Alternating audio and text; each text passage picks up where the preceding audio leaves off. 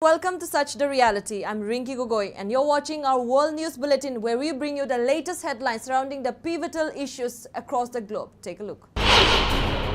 U.S. Defense Secretary Lloyd Austin said today that the United States and China will resume military-to-military communications in the coming months. The U.S. Defense Secretary met with his Chinese counterpart Dong Hun on the sidelines of the Shangri-La dialogue in Singapore in the first substantive face-to-face talks between the two defense chiefs in 18 months. Reportedly, China only days ago had conducted a large-scale two-day military drill encircling Taiwan, and Beijing's efforts to aggressively assert disputed territorial claims in the East and South China Seas, while decrying Washington's efforts to strengthen security ties with key allies like Japan, South Korea, and the Philippines. Meanwhile, according to a readout released by the Pentagon, Austin said telephone conversations between US and Chinese military commanders would resume in the coming months. He also welcomed plans for a crisis communications working group with China by the end of the year.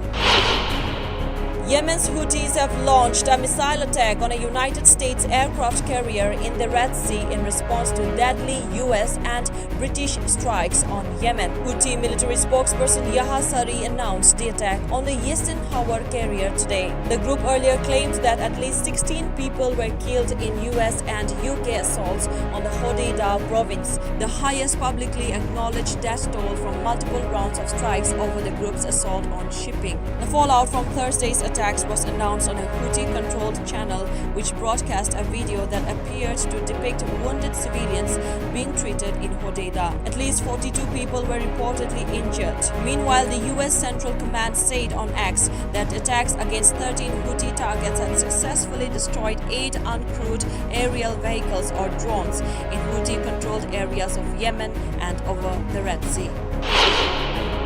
Shares of Trump Media and Technology Group fell sharply by 6.5% on Thursday after the conviction of former US President Donald Trump in a hush money case. He owns a majority stake in Trump Media and Technology, which operates the social media platform Truth Social. A New York jury has convicted Donald Trump for falsifying documents to conceal a payment made to silence an adult star. Trump Media and Technology shares traded at $48.44 a piece on the Nasdaq post the closing bell. Stock closed at $51.12 during regular hours on Thursday with a valuation of $9 billion.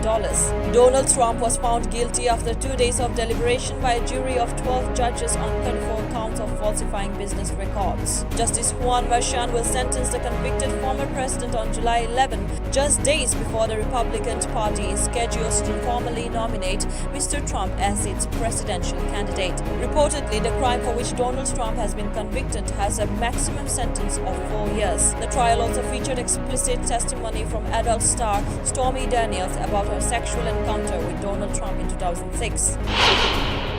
President Joe Biden has quietly authorized Kyiv to launch US-supplied weapons at military targets inside Russia that are supporting an offensive against the northeastern Ukrainian city of Kharkiv. The decision marks a policy shift by Biden, who had steadfastly refused to allow Ukraine to use American weaponry for strikes inside Russia. Russia's embassy in Washington and Russia's mission to the United Nations in New York did not immediately respond to a request for comment. The US official speaking on condition of anonymity said Biden's decision applies only to targets inside Russia near the border with the Kharkiv region, where an offensive launched by Moscow on May 10 has overrun some villages. Russia is building up forces near the northern part of the region, but it lacks the troop numbers to stage a major push, Ukrainian's top commander said on Thursday. Kharkiv, Ukraine's second largest city, is 30 kilometers from the border with Russia. It is the second time this year that Biden has quietly relaxed his policy on weapons supplies for Ukraine.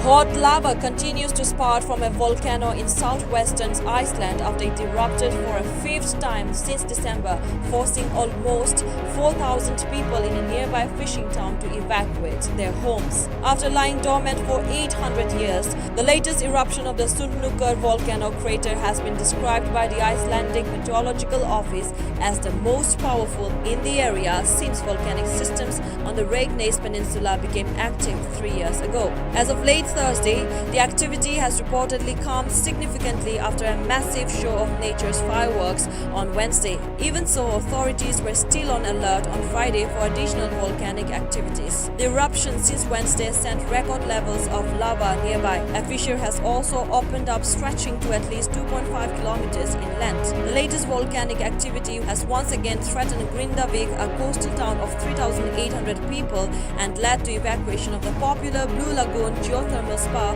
one of Iceland's biggest tourist attractions. And with that, we wind up our World News Bulletin. For more updates, keep watching Sach the Reality.